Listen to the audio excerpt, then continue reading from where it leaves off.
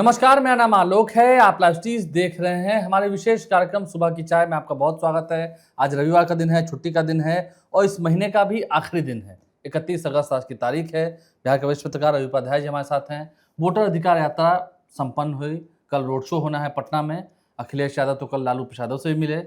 रोहिणी आचार्य भी थी सारण में रोड शो में। तेजस्वी यादव तो थे ही, मुकेश सहनी, दीपांकर भट्टाचार्य, इन सभी लोगों ने लगभग 1300 किलोमीटर की बिहार में यात्रा की है। और कल फाइनली पटना में रोड शो, रैली होनी थी लेकिन रैली कैंसिल हुई और रोड शो रखा गया।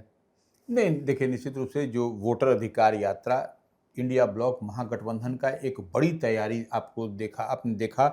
पूरा बिहार गवाह है कि 16 दिन तक 23 जिलों से भ्रमण करता हुआ आपको सब जगह से गुजरा है और एक अलग समा और फिजा निश्चित रूप से इंडिया ब्लॉक महागठबंधन ने इस बार एक गढ़ दिया है। ये हम जो बताना चाह रहे हैं, क्योंकि देखिए, वोट चोरी की बात कही जा रही है। यह देखिए, ये इंडिया ब्लॉक महागठबंधन ने यह सवाल किस पर खड़ा किया है?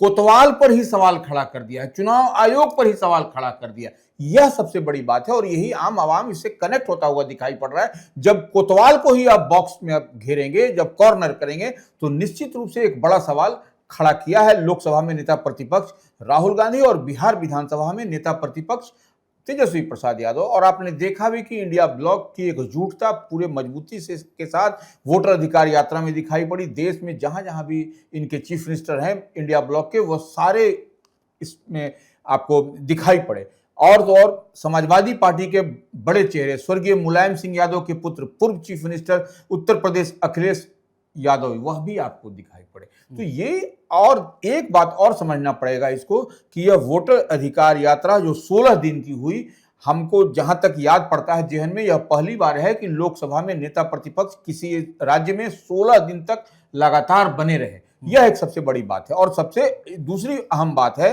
कि आप इसको ऐसे समझिए कि यह वोटर अधिकार यात्रा शुरू कहां से हुई। यह सासाराम सुरक्षित सीट से शुरू हुई, जो कांग्रेस का इस बार गढ़ बना है लोकसभा के चुनाव में। और यह समापन बीते दिन कहां हुआ?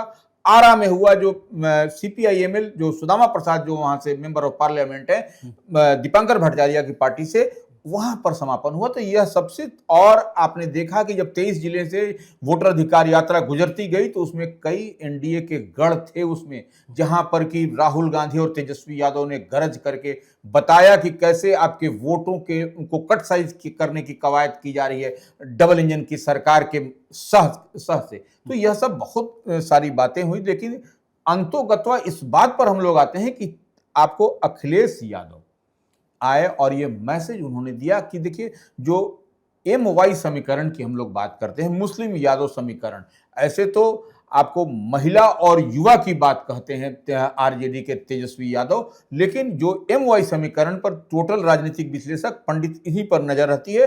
तो अखिलेश यादव का भी इसमें आकर के SIR के मसले पर जो चल रहा था वोटर अधिकार यात्रा, उसमें उनका रहना एक और मजबूती प्रदान करता है। और उन्होंने तो कल कह भी दिया कि तेजस्वी यादव ही CM का चेहरा होंगे बिहार में।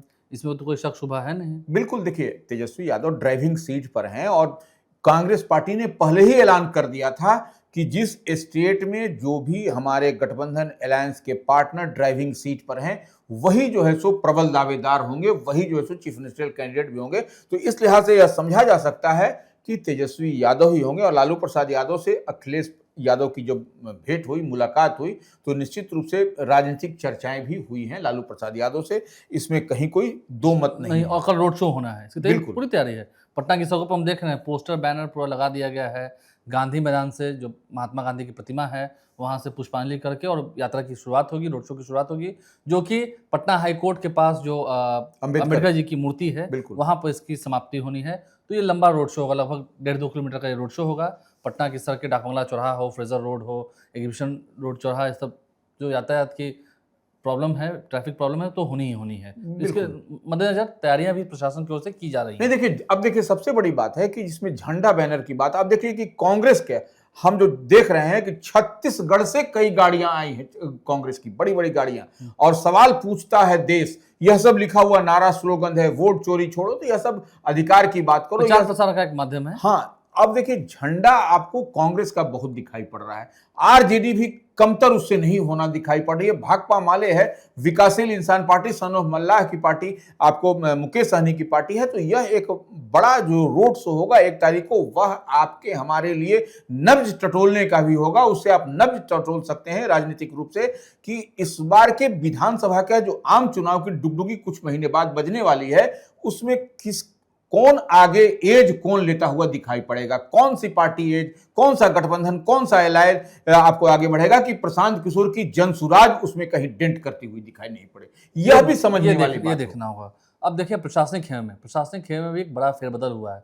डॉक्टर एस सिद्धार्थ जो कि अपर मुख्य सचिव थे शिक्षा विभाग के, उनका ट्रांसफर हुआ है या कह सकें उनको प्रमोशन मिला है। वो बिहार के विकास आयुक्त होंगे कल यानी कि 1 सितंबर से। आज अमृतलाल मीणा जो कि बिहार के मुख्य सचिव हैं, उनका कार्यकाल समाप्त हो रहा है, तो कल से बिहार के मुख्य सचिव हो जाएंगे प्रत्यय अमृत, और बी राजेंद्र को अतिरिक्त प्रभारी दी गई है।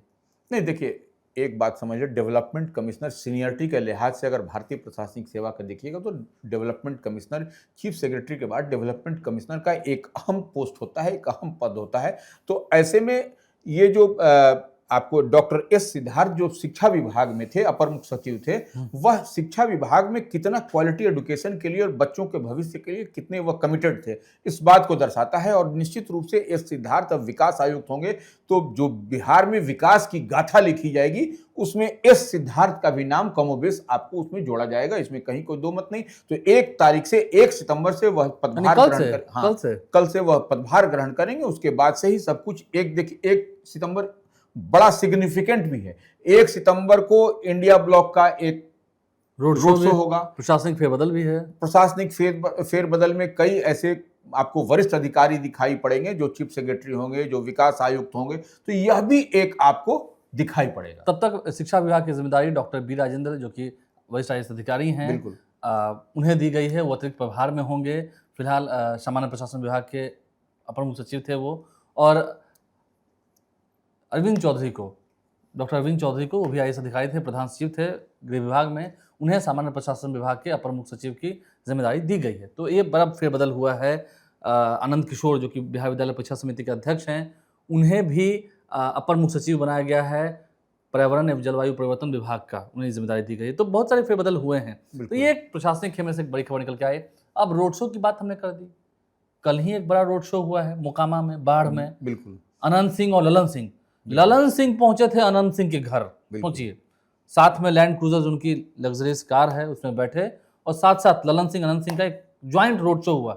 ये साफ साफ दिखाता है कि इस बार बिहार विधानसभा चुनाव में क्या होगा। देखिए, राजीव रंजन सिंह उर्फ ललन सिंह, यह नरेंद्र मोदी कैबिनेट में जदयू कोटे से केंद्रीय मंत्री हैं, केंद्रीय पंचायती राज मंत्री हैं। तो वो उनके देखिए, अब जो सो राजीव रंजन सिंह उर्फ ललन सिंह जब केंद्र में मंत्री हैं, तो कहीं ना कहीं अब अनंत सिंह जो निर्दलीय जो पूर्व विधायक हैं, उनकी पत्नी अभी सिटिंग MLA हैं, लेकिन अब वोट ऑफ कॉन्फिडेंस के समय इधर उधर झोलझाल हुआ था, उनकी पत्नी इधर से उधर आ गई थी। तो ये अब देखने वाली बात है कि अब जो है सो जो वहां पर कई तरह के कयास लगाए जा रहे थे मोकामा में इस बार के आम चुनाव में विधानसभा को, कि अनंत सिंह लड़ेंगे कि नहीं। वह चुनाव, कई सारी बातें चल रही थी पब्लिक डोमेन में और पॉलिटिकल कॉरिडोर में इसकी चर्चा हो रही थी कि इस बार अनंत सिंह नहीं लड़ेंगे। लेकिन जो रोड शो बीते दिन हुआ पटना से लेकर मोकामा तक, काफी भीड़ थी, उसमें गाड़ियों का काफिला था। कहा तो यह जा रहा है कि अनंत सिंह 100 गाड़ियों के काफिले के साथ पटना से मार्च किए थे रोड शो में, और वो कई 100 गाड़ियों में तब्दील हो गया, जुड़ता चला गया। तो यह एक, और निश्चित रूप से जो स्वागत सत्कार किया गया अनंत सिंह का, राजीव रंजन सिंह उर्फ ललन सिंह का, तो ये जोड़ी आपको ये मिरेकल करती हुई दिखाई पड़ेगी। राजीव रंजन सिंह उर्फ ललन सिंह और अनंत सिंह की जोड़ी इस बार के विधानसभा चुनाव में मोकामा तो मोकामा, उसके अलावा कई ऐसे जो सीट हैं उस पर भी आपको इफेक्ट करता हुआ, दोनों एक ही स्वजातीय भी हैं, इस बात को भी समझना पड़ेगा। दोनों जिस समाज से आते हैं, भूमिहार समाज से, सवर्ण समाज से आते हैं, तो यह निश्चित रूप से यह आपको जो इधर उधर झोल-झाल की बात होती थी वह भी आपको दिखाई पड़ेगी मजबूती के साथ। और अनंत सिंह का तो जलवा है। लेकिन हाँ, एक बात और है कि लोकसभा का जब चुनाव हो रहा था तो मोकामा सीट से राजीव रंजन सिंह उर्फ ललन सिंह या जेडीयू के प्रत्याशी थे, वह मुंगेर से वो मोकामा से पिछड़ गए थे। तो ये ऐसे में सबकी नजर अनंत सिंह पर थी कि इस बार क्या होता है। कि वो पिछड़ने का कारण यह था कि उनकी पत्नी जो है सो राष्ट्रीय जनता दल से एमएलए थी अनंत सिंह की पत्नी, तो यह भी एक कारण माना जाता है। लेकिन ऐसे में जब अनंत सिंह साथ में अब हैं, तो अब वहां मोकामा विधानसभा का या मुंगेर विधानसभा का वह फिजा निश्चित रूप से उस तरह का बदलता पूरा हुआ। बाढ़ बख्तियारपुर लखीसराय सब देख लीजिए, जो वो बेल्ट है वो पूरा इससे प्रभावित होगा। टाल का भी क्षेत्र हाँ, है। एक बड़ा मैसेज भी गया है। बिल्कुल, तो ये एक अपने समाज के बीच में एक बड़ा message, loud and clear message गया है कि पूरी गोलबंदी के साथ समाज को साथ में खड़ा रहना है। और अनंत सिंह और राजीव रंजन सिंह उर्फ ललन सिंह जब साथ में हैं तो निश्चित रूप से समाज क्लियर मैसेज है। बिल्कुल। तो ये खबरें आपने जानी है सुबह की चाय के हमारे स्पेशल बुलेटिन के माध्यम से। दिन भर खबरों का सिलसिला जारी रहेगा। आज रविवार का दिन है, उम्मीद है आप छुट्टी मना रहे होंगे, स्वस्थ होंगे, खुशहाल होंगे, इसकी हम कामना भी करते हैं। हमारे चैनल को सब्सक्राइब कर लें, साथ साथ फेसबुक पेज भी लाइक करें। धन्यवाद।